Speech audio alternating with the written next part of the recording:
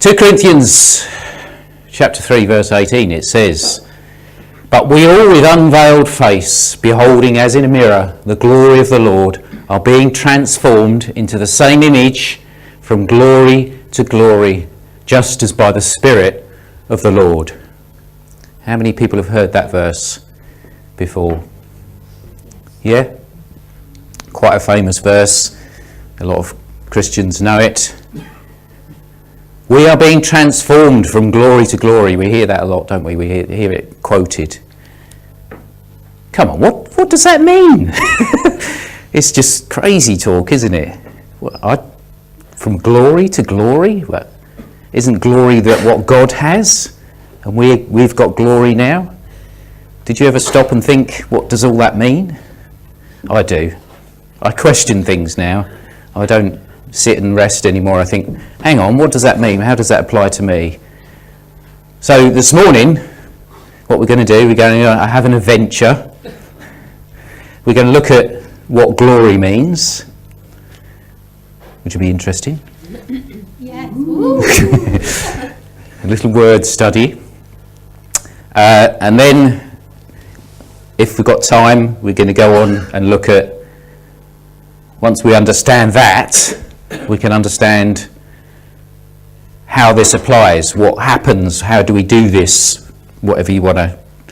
But first we need to, without understanding what glory to glory is, I don't, there's just no point in starting, I don't think, because it doesn't make a lot of sense. If you went out to somebody in the street, certainly, and said, "I'm transforming from glory to glory," they'd probably just look at you and think you were mad, as you just looked at me and thought I was mad. And a lot of Christians probably, we quote these things, don't we? We use this religious speak, but we're not really sure what it means, are we? Be honest. Sometimes we do. But Uncle Brian's going to teach you this morning, so you'll be all right. So, quick, just to get your brains working.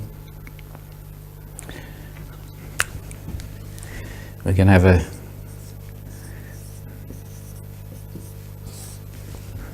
What does that say? Glory. Now I want you to do the word association thing, all right? Don't try and be clever. Just say what you think, what comes to mind. Shout some words out. When we think of glory, when you think of glory, what do you think? Lord. Shiny. Sorry? Lord. Power. Hazel? Shiny. Shiny. Power. Splendor. Splendor of the King. You said light, didn't you? Anything else? Praise. Praise. Praise. You're very good. Magnificent. Magnificent. Rejoice. If I could spell it. Rejoice. Exalted or raised up. Exalted. You raise me up. Raised up. Anything else? Richness. Richness.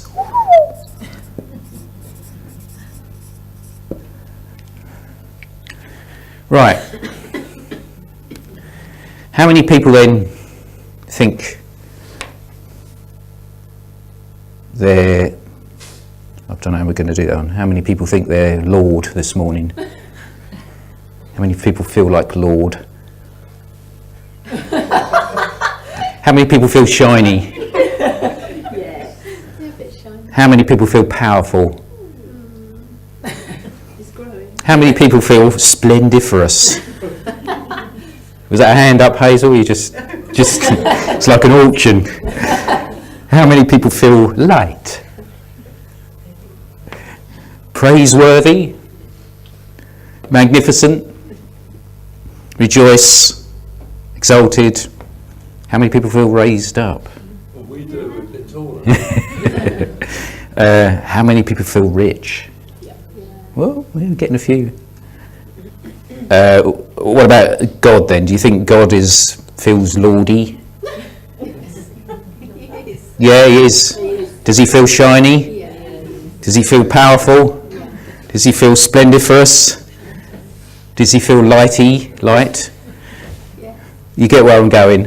We easily use these words for God, don't we? But then when it says we're transformed from glory to glory, it feels uncomfortable then, doesn't it? Talking about ourselves with glory. And I know Paul has spoken a little bit about this. I think it's in Romans where it says we're glorified. And so it's a little bit of an odd thing, really, isn't it? So, Brian anecdote coming up. When you start walking out with somebody, when you're going out with people, you know, you know what that means, don't you? Courting, yeah. When you start courting with someone, you get to know them better, don't you? So, when I started walking out with Rosie's going to be an example this morning. I found out one thing quickly about Rosie is when we'd be walking down the street arm in arm, you know, as you do,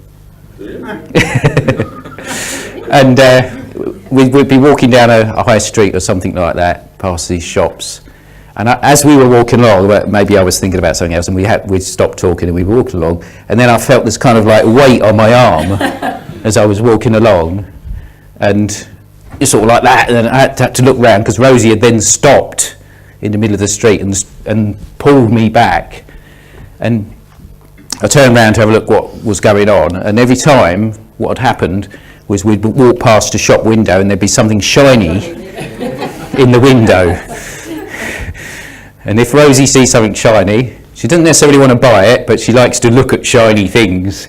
I found this out she'd go, oh, look at that, how shiny that is. So I soon discovered this. So then I had this sort of shiny radar from then on, you know, so I could see shiny things coming up, and either I'd move her across the road, or at least I'd know to put the brakes on ready. It's a bit like a driving test, you know. Emergency stop, shiny thing on right. But you know, when I was thinking about this, I'm thinking, well, what did I think about when I was first a Christian, or you know, all the years I've been a Christian? I just thought glory meant shiny, which is what you said, wasn't it? It's kind of like just being shiny, you know, because like the glory of the Lord in the temple, the Shania Twain glory, or what? No, so Shekinah. That's it. Thank you, Tim. Not Shania Twain. It's just like shininess, wasn't it? You know, the glory of the Lord filled the temple, and you thought, oh, there's all this shininess in the temple, which you just put to one side and you put it into the worship category, didn't you? Think, well, it can just go into our worship songs, because I don't really kind of get the shiny thing. I don't see any shininess, you know. And then to think, basically, I'm being transformed from one degree of shininess to an even more degree of shininess. You know, when I think about what I perceived as glory, it just seemed ridiculous now when I look back. Think, is that all I thought it was? It's just God being shiny. And the word Shekinah means heaviness. Heaviness. Yeah. We'll come back to that, Tim. Thank you very much. Right, I've got another exercise for you here. This is my artistic skills. I want you to... Oh, no, that's wrong. Tell me what you think this is.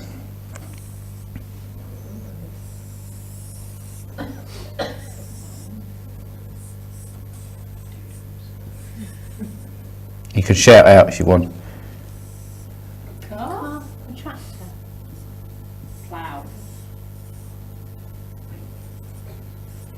a sheep, a carriage, horse and carriage. Yeah. So, Rosie knows my drawings. Sorry, you can't. It's only got 3 legs. It's a wonky donkey. If I did this, You see nothing. does that mean anything to you? No, shiny carriage. Shiny carriage. For those of you, if it's Cinderella. Cinderella, it's getting close. If I put Royal queen. Queen. what was that? A gold carriage, yes. It's a brilliant picture, isn't it? I can't remember what it's got a name, hasn't it? It's, you know, the big gold carriage that she drives around on the coronation and stuff like that. That's what that's supposed to be. Why are the wheels coming off? Well, It's a bit abstract, isn't it is. That's the abstract gold carriage, yeah. But it's a bit like a dragster, isn't it? Because it's got like a big wheel at the back and a little wheel at the front. I don't know if it's to make it go faster. Does everyone know what I mean by the carriage that the Queen drives around in? I think isn't the Lord Mayor's got one as well, hasn't he? I get confused. I think he's got a sort of less shiny one than she has. She's got the most shiny one. But yes, this is going somewhere. It's shiny, isn't it? It's very shiny in a sort of physical sort of way. It's a very big shiny carriage, and you could kind of say it's like that's what I would represent as what we think of glory. It's very shiny, very glamorous. It's made of gold. I think it's made of solid gold, a lot of it. So it's pretty impressive, isn't it? So let's just imagine that that's kind of a picture of glory, what we think of glory, you know, when we see shininess and we see God, we see this gloriousness, and we can only put it into things like gold and big glamorous things. So that's kind of how we thought of, or I thought of glory, as something big and shiny, and that we just kind of look at it and it's glorious. And I was thinking, or maybe it was God, I don't know. If that, when we see that carriage, you know, we see all that glory, don't we? We see it on the television riding around London. If one day the mechanics that look after this carriage have to take it for its MOT, I don't know if it has an MOT or not, but supposing they have to take it for an MOT, so they take it down the road to the gold carriage garage to get its MOT done. If, I'm just picture this in your mind, the carriage is going down the road with Pinky and Perky driving it, and people might see it and they might go, oh look, there's the carriage that the Queen, is that, yeah, oh yes, yeah, and they might just stop and look, mightn't they? But it wouldn't have the same glory, would it? Would it? It wouldn't be. It would be quite impressive, but in a sense, the glory has been taken away because it's not in that situation that we're used to it, and probably more importantly, there's somebody not sitting in it. Who sits in it? The Queen. So its glory is not just about what it looks like, but it's about who's in it, what it represents. So when we think of glory, it's just a kind of a physical way of presenting something that's important, the Queen. So I'm going to offend some people this morning, probably. So I'll start by offending the royalists and the monarchy, people that like the monarchy. It's fairly true to say the Queen does carry a lot of weight, doesn't she? Does she? Yes. Now, I don't mean she's big and fat and heavy. She carries a lot of weight in her opinions and what she says and what she thinks. Whether you agree with that or not, it's true, isn't it? If I went on Facebook tomorrow, and that would be a miracle in itself, but if I went on Facebook tomorrow and said, I don't really like this Brexit thing, I should think, I put my opinion on Facebook, I might get 2 people read it. If my local politician went on Facebook and said, I don't like this Brexit thing, might get a few more people interested in what they're saying. If Theresa May, she's the Prime Minister, by the way, if she went on Facebook and said, I don't like this Brexit thing, a lot of people would take notice, wouldn't they? Because they're often listening. But if the Queen went on Facebook and said, I don't like this Brexit thing, everyone would take notice, wouldn't they? They'd want to know what she thought, what she said. So in a sense, I know it's not a great analogy, but she carries a lot of weight, doesn't she, in what she says, in her opinions. Because of her position, because of who she is, she carries that weight. Her opinions are important. She chooses, I know, a lot of the time in our society not to say things because she knows that if she said things, it could cause a lot of problems. So she's very careful with what she says. But nonetheless, I mean, in days gone by, a king or a queen, if they said something, everybody stood up and took notice, didn't they? And so in the same way, if you think about it, when God speaks, does it carry a lot of weight? It does. So, in a sense, the glory is not about what it looks like, but about that. And the Shekinah means weight. In the Old Testament, it means heaviness. It's a weight of opinion. It's a weight of who that person is, the weight of their authority. The weight of the queen is what gives glory to that carriage. If they sold the carriage and gave it to someone else, it would be, nice, fancy, but it wouldn't be the same. Wouldn't have the glory then, would it? Not without her as the monarch being in it. And when at some point she passes the throne to somebody else, they'll sit in the carriage and they'll have that weight and they'll have that authority. So does that make sense? Does that give you that help me to think about glory and what it means? So let me go back to our verse, and it says we are transformed in the same image from glory to glory. So it's this kind of weight of opinion, this weight of who we are. God is glorious. We know he carries a lot of weight in what he says. That's why we have the book of books, to make sure we know what he says. But it's in a sense, our opinions, our views, our weight increases in this verse. It's saying it's going from one degree to another, I think, in some versions. So does that make sense? So again, when I was thinking about this, I thought, well, what other words? So we've got weight, but the best word I could kind of find in the dictionaries as a more current word of how this glory is represented in our lives is the word, has anyone heard the word kudos? Apparently kudos comes from a Greek word, kaidos, which I don't believe is in the Bible, so I'm not claiming that this is some sort of scriptural link, but kaidos is a Greek word which means praise and renown. And what it was often used in the sort of the Olympics and all the Greek, so you imagine these really hunky men, a bit like me, doing all these Olympic sports, running around, and they would receive these laurels, these crowns, and they would be a bit like nowadays. They'd be like superheroes. They'd be almost like demigods, and that's where the word was used a lot. Is they would have this kudos, they would have this because they'd won the victory, because they were in a position of status and authority.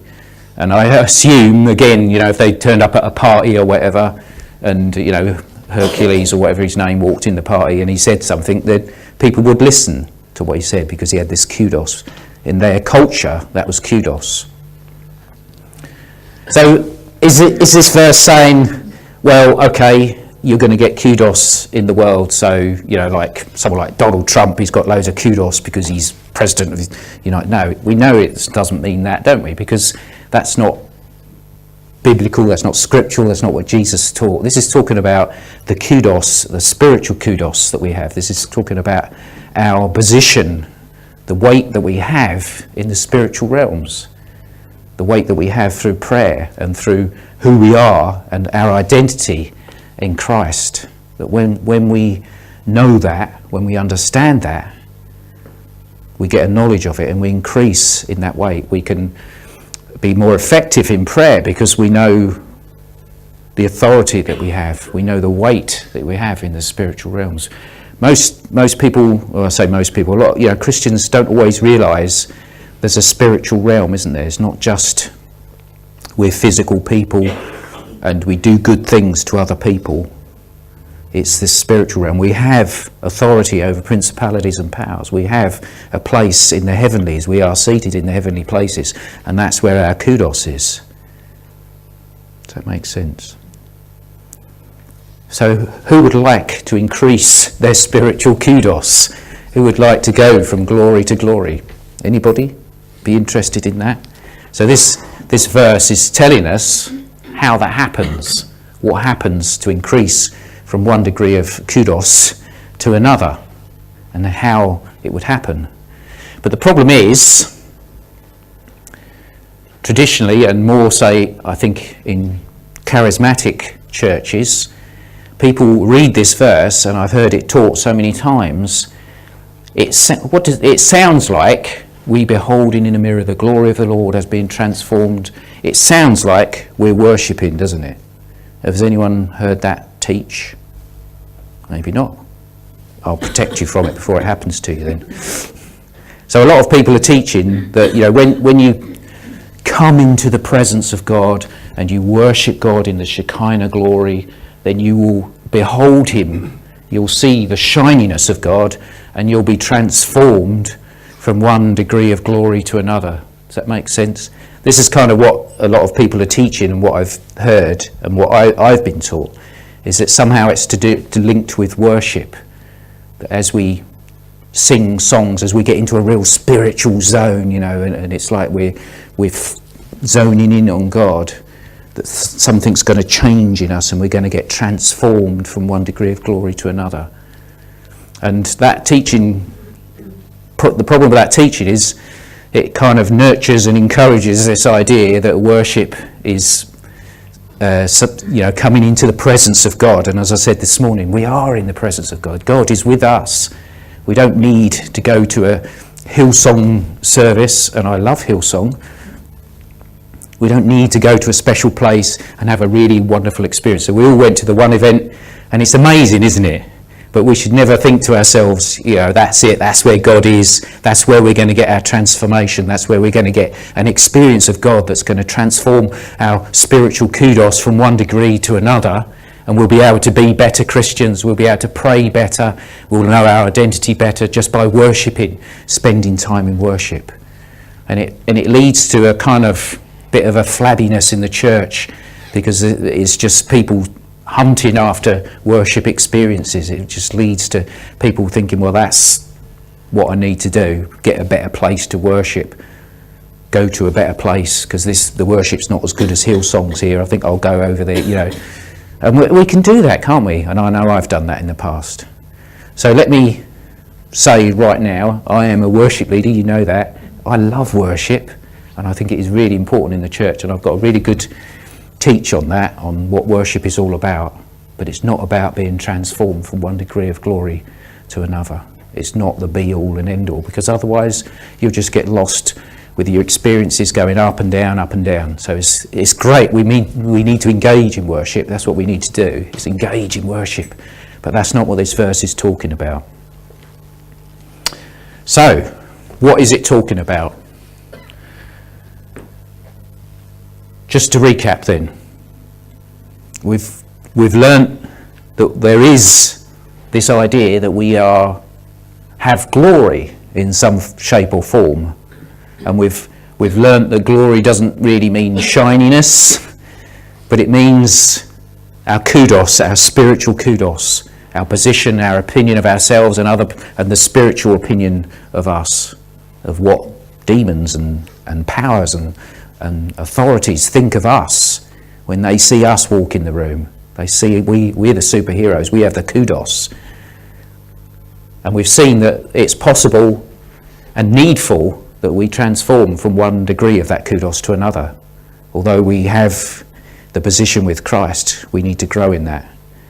And we've seen that it's not to do with practical worship, it's not to do with singing songs or getting a nice experience in worship, which is all very good, and I'm not against that, but that's not what this is talking about. So, as I've always said, and we always teach, you have to look at context. You have to look at what is this. We've just taken one verse out of a chapter, so we have to look at the context of the chapter to see what how this works, what the writer, who is Paul, is talking about. So we're going to go back, I think, to verse 14 and read forward. So just to give you a background, he's talking about the difference between the old covenant and the new covenant, as to what was happening in the old covenant under Moses, and what he called the glory of the old covenant, and then the glory of the new covenant, which is with Christ, the new covenant that we celebrated in communion this morning. So when he talks about their minds were blinded, he's talking about those under the old covenant. So verse 14 says, their minds were blinded, for until this day, even at that point, this was after Christ died and rose again, even at that point they were still in this state. For until this day, the same veil remains unlifted in the reading of the Old Testament, because the veil is taken away in Christ. Next verse, please. I think it just should flip on.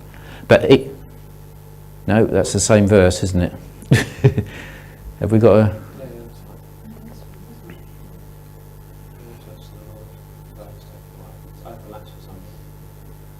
Can we go to the next one then?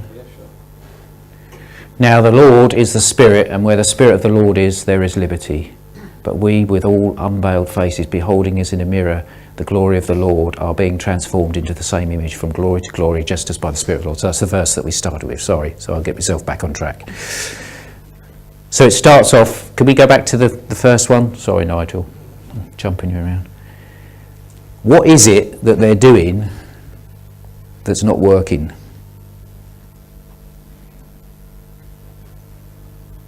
They've got a veil. What are they doing? Anyone? They're reading the Old Testament. Yeah? When they're reading the Old Testament, there's a veil, and they don't see what they should see. Who takes away the veil? Jesus. And where the Spirit of the Lord is, there is liberty, sets us free. Can we go to the next one again? So have we got a 15 and 16? Ah, there we go. But even to this day, when Moses is read, a veil lies over the heart. Nevertheless, when one turns to the Lord, i.e. becomes a Christian, the veil is taken away. So what this is talking about is when we're reading, and it says the Old Testament, but we can say the Scriptures. When we're reading the Scriptures, there's a veil there under the Old Covenant. We can't see what we're supposed to see in the Bible. But when we read it as a Christian, we see what we're supposed to see when we read this. So what he's saying is, when we read this and get the right revelation, we're transformed from one degree of kudos to another degree. Does that make sense? Because this is the book of books. It tells me who God is, it tells me who I am, and it tells me how much God loves me. So to be transformed, to get transformed, we need to be reading this without the veil of the Old Covenant. That's what he's talking about. He's not talking about spending time in worship. He's saying when they were reading the Bible, when they were reading the Old Testament, they couldn't see Jesus. They couldn't see Jesus who is God. They couldn't see Jesus who is a complete and utter facsimile of God. He is the likeness of God. So when we see Jesus, we see God, and we know what God is like. But they didn't know what God was like, because they read it with a veil over their hearts, and they thought God was a big bad ogre chasing them around, hunting them down, making them obey a set of rules. But Jesus reveals the Father. And when we read this under the power of the Holy Spirit as Christians, we get transformed. Our kudos, our spiritual authority, our spiritual weightiness increases. It makes sense, doesn't it? Because as we know who we are, as we know who God is, as we know what He's done for us, as we know how much he loves us, we get transformed. So if we don't understand what's in this, if we don't take this in, then no amount of spending time singing songs, worshipping, doing all those lovely things that we do is going to change us. It's understanding the truth in here. And I'm not talking about going to Bible college. I'm not talking about spending hours and hours studying the Greek. It's just understanding the truth that's in here, the truth about God, the truth about Jesus, the truth about who we are. Our identity is revealed in here. Who's going to be here next week? Next week, I'm going to carry on. Sorry?